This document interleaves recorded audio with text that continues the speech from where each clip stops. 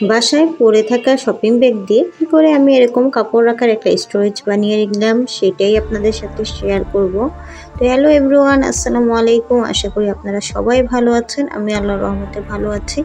এখানে লাগবে আপনার একটি শপিং ব্যাগ, যে শপিং ব্যাগগুলো এরকম চারকোনা স্কোয়ার থাকে, এরকম একটি শপিং ব্যাগ নিয়ে নিতে হবে। চেষ্টা করবেন এরকম শপিং ব্যাগই নেওয়ার, তাহলে এটা হচ্ছে চারকোনা হয়ে সুন্দর একটি বক্স হিসেবে তৈরি হয়ে যাবে।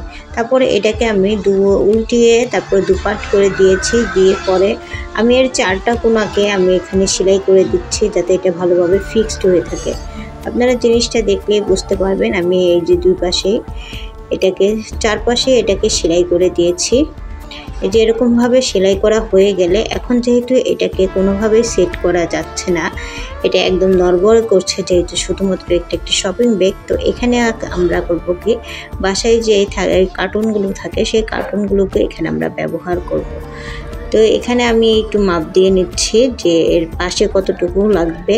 তো যতটুকু লাগবে তার থেকে আধা ইঞ্চি কম নেওয়ার চেষ্টা করবেন, নিয়ে তারপর হচ্ছে কার্টুনগুলোকে এভাবে কেটে নিতে হবে।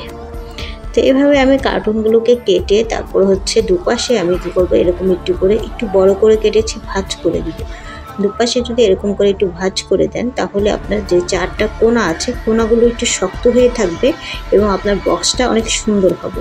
তো এই যে এরকম করে এ পাশেও আমি একটি ভাঁজ দিব, ওই পাশেও একটি ভাঁজ দিব। প্রথমে আমি দেখার চেষ্টা করছি যে এটা কীভাবে, মানে এটা কতটুকু লাগবে, তো সেই অনুযায়ী আমি একটা মাপ দিয়ে নিচ্ছি। এই যে এই জিনিসগুলোকে চারপাশেই আমার এইভাবে কার্টুনগুলোকে ভরে দিতে হবে যাতে এটাকে সুন্দরভাবে সেট হয়ে যায়। তো আমি প্রথমে দেখে নিচ্ছি, দেখার পরে আমি এটাকে সুন্দর করে মাপ দিয়ে তারপর হচ্ছে আমি চারপাশে এটাকে বক্স করে ভরে নেব। আপনারা যে কার্টুনগুলোকে আপনারা অনলাইনে প্রায় চড়া দামে কিনে থাকেন, তো এরকম বাসায় পড়ে থাকা শপিং ব্যাগগুলোকে দিয়ে আপনারা এরকম স্টোরেজ বক্স বানিয়ে ওয়ার্ড্রোবের মধ্যে কাপড়গুলো অনায়াসে রেখে দিতে পারবেন এবং কাপড়গুলো কিন্তু যেখানে সেখানে আর পরে থাকবে না এবং আপনার ওয়ার্ড্রোবগুলোও কিন্তু একদম সুন্দর করে ভাঁজ করা থাকবে। তো আমার কাছে কিন্তু এই স্টোরেজ বক্সগুলো খুব ভালো লেগেছে এবং এগুলোর কিন্তু অনেক ভালো লেগেছে। আমার এখন আর ওয়ার্ড্রোবের মধ্যে কাপড় রাখতে গেলে কাপড়গুলো আর এলোমেলো হবে না। তো ভাবলাম এই জন্য আপনাদের সাথে একটু শেয়ার করি যাতে আমার অডিয়েন্সরা যারা আছেন তারাও একটু উপকৃত হন, কেননা কাপড় ভাঁজ করাটা অনেক ব্যাপার। যাদের ছোটো বাচ্চারা আছে, বাচ্চাদের কাপড়গুলো যেখানে সেখানে পরে থাকে, খুঁজে পাওয়া যায় না।